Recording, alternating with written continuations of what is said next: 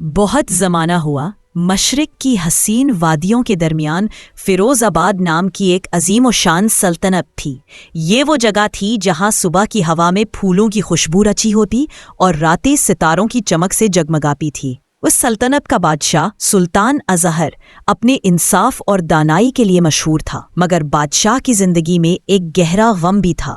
اس کی پیاری ملکہ اس دنیا سے رخصت ہو چکی تھی۔ اب بادشاہ کی کل کائنات اس کے دو بچے تھے، شہزادہ ریان اور شہزادی مہنور۔ ریان 12 سال کا تھا، مگر اس کی آنکھوں میں ایک بہادر سپاہی کی چمک نظر آتی تھی۔ مہنور 10 سال کی تھی، معصوم اور نرم دل، جس کی مسکراہٹ سے پورا محل روشن ہو جاتا تھا۔ بادشاہ اکثر دونوں کو گلے لگا کر کہتا، تم دونوں ہی میرا اصل خزانہ ہو، جب تک تم میرے پاس ہو مجھے کسی چیز کا کوئی ڈر نہیں۔ محل میں ایک شخص ایسا بھی تھا جو اس خوشی سے جلتا تھا، وہ تھا وزیر خاص بلال۔ وہ ظاہر میں بادشاہ کے سامنے جھکتا تھا، لیکن پیچھے تخت کو لالچ بھری نظروں سے دیکھتا رہتا تھا۔ ایک رات بلال آئینے کے سامنے کھڑا ہو کر خود سے بولا، کب تک میں اس بادشاہ کی غلامی کروں گا؟ اصل حکمران تو میں ہوں، مگر جب تک یہ دونوں بچے زندہ ہیں فیروز آباد کا تاج میرے سر پر نہیں آ سکتا۔ اس نے ایک خطرناک منصوبہ بنایا۔ اس نے شاہی حکیم سے چوری چھپے ایک خاص نیلی دوا تیار کروائی جو انسان کو بہت گہری نیند میں سلا دیتی ہے۔ اگلی شام اس نے بادشاہ کی چائے میں وہ دوا ملا دی۔ جیسے ہی بادشاہ نے چائے پی وہ بے ہوش ہو کر زمین پر گر پڑے۔ محل میں شور مچ گیا۔ وزیر بلال نے روتے ہوئے جھوٹا ڈرامہ کیا اور بولا،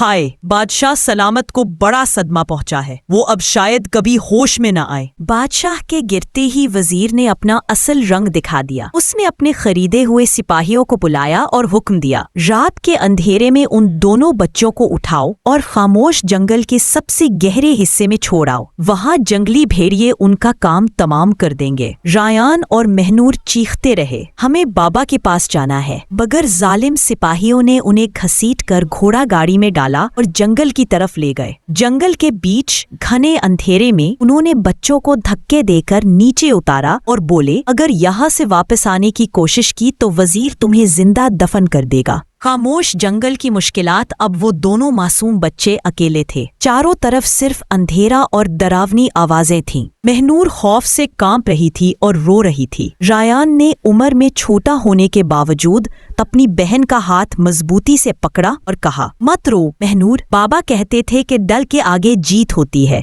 میں تمہارا بھائی ہوں، میں تمہیں کچھ نہیں ہونے دوں گا۔ کئی دن گزر گئے، وہ دونوں بھوکے پیاسے پتھروں پر سوتے اور ندی کا پانی پیتے تھے۔ ان کے شاہی کپڑے پھٹ چکے تھے اور پیروں میں چھالے پڑ گئے تھے، مگر ریان نے ہمت نہیں ہاری اور ہر وقت مہنور کا خیال رکھتا رہا۔ ایک دوپہر جب وہ کھانے کے لیے پھل تلاش کر رہے تھے، مہنور کی نظر ایک جھاڑی پر پڑی۔ وہاں ایک سنہری چڑیا شکاری کے جال میں پھنسی تڑپ رہی تھی۔ اس کے پر سونے کی طرح چمک رہے تھے، مگر وہ زخمی تھی۔ ریان نے کہا، ہمیں آگے بڑھنا چاہیے مہنور، یہ جنگل خطرناک ہے۔ مگر مہنور نے جواب دیا، نہیں بھائی، یہ درد میں ہے، ہم اپنی مدد تو نہیں کر سکتے مگر اس کی تو کر سکتے ہیں۔ مہنور نے اپنے نرم ہاتھوں سے جال کی گرہ کھولی، چڑیا آزاد ہو گئی، لیکن اڑنے کے بجائے وہ وہی رک گئی اور ایک میٹھی انسانی آواز میں بولی، نیک دل شہزادی، تم نے اپنی مصیبت بھول کر مجھ پر رحم کیا۔ میں اس جنگل کی روح ہوں، میں تمہارا پورا بدلہ تو نہیں چکا سکتی، مگر یہ تحفہ ضرور دیتی ہوں۔ چڑیا نے اپنے جسم سے ایک چمکا ہوا پر گرایا اور کہا، یہ پر عام نہیں ہے، اس کی روشنی میں چلنا یہ تمہیں تمہاری منزل اور طاقت تک لے جائے گا، اور ہاں، اسے سنبھال کر رکھنا، یہ کسی کی نیند توڑنے کے کام آئے گا۔ وہ پر ہوا میں معلق ہو کر چمکنے لگا۔ ریان اور مہنور اس روشنی کے پیچھے چل پڑے۔ 3 دن اور 3 راتوں کے بعد جنگل ختم ہو گیا اور سامنے سفید سنگ مرمر کا ایک شاندار شہر نظر آیا، سلطنت کوہ نور۔ جب وہاں کے پہرے داروں نے ان دونوں بچوں کو دیکھا تو انہیں سلطان ظفر کے دربار میں پیش کیا گیا۔ ریان نے ہمت کر کے پوری کہانی سنا دی، غدار وزیر، بادشاہ کی بیماری اور بچوں کی جلاوطنی۔ یہ سن کر سلطان ظفر اپنی کرسی سے کھڑے ہو گئے، ان کی آنکھوں میں آنسو آ گئے۔ سلطان اظہر، وہ تو میرا بچپن کا دوست ہے، اس کے بچوں کے ساتھ یہ ظلم؟ سلطان ظفر نے وعدہ کیا، میں وزیر بلال کو کبھی نہیں چھوڑوں گا۔ انہوں نے رایان اور مہنور کو اپنے بچوں کی طرح پالا اور انہیں شاہی حفاظت میں رکھا۔ وقت گزرتا گیا، پورے 5 سال بیت گئے۔ رایان اب ایک طاقتور اور ماہر تلوار باز بن چکا تھا۔ مہنور کی عقل مندی اور خوبصورتی کے چرچے ہر طرف ہونے لگے تھے۔ سلطان ظفر نے اپنی فوج مکمل طور پر تیار کر لی۔ ادھر فیروز آباد میں وزیر بلال یہی سمجھ رہا تھا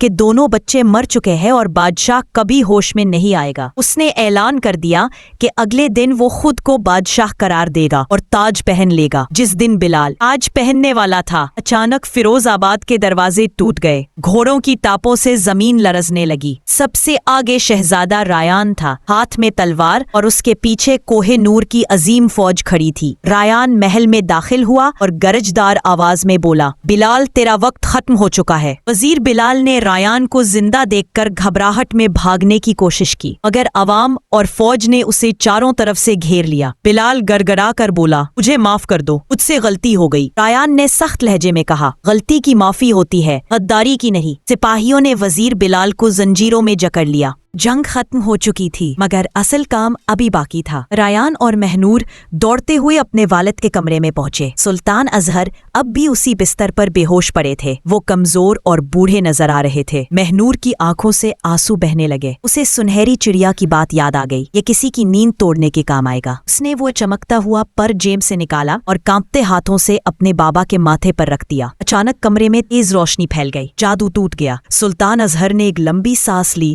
اور آہستہ آہستہ آنکھیں کھول دی۔ سامنے اپنے جوان بچوں کو دیکھ کر وہ حیران رہ گئے۔ رایان، مہنور، میں خواب دیکھ رہا ہوں؟ رایان نے آگے بڑھ کر کہا، نہیں بابا، ہم واپس آ گئے ہیں۔ دونوں بچے اپنے والد سے لپٹ گئے۔ سلطنت میں خوشیاں دوبارہ لوٹ آئیں۔ غدار وزیر کو قید میں ڈال دیا گیا۔ سلطنت میں خوشیاں دوبارہ لوٹ آئیں۔ غدار وزیر کو قید میں ڈال دیا گیا۔ رایان اور مہنور نے یہ ثابت کر دیا کہ اگر نیت صاف ہو اور اپنوں کا ساتھ ہو تو انسان جنگل کے اندھیروں سے نکل کر دوبارہ اپنا حق اور اپنا تخت حاصل کر سکتا ہے۔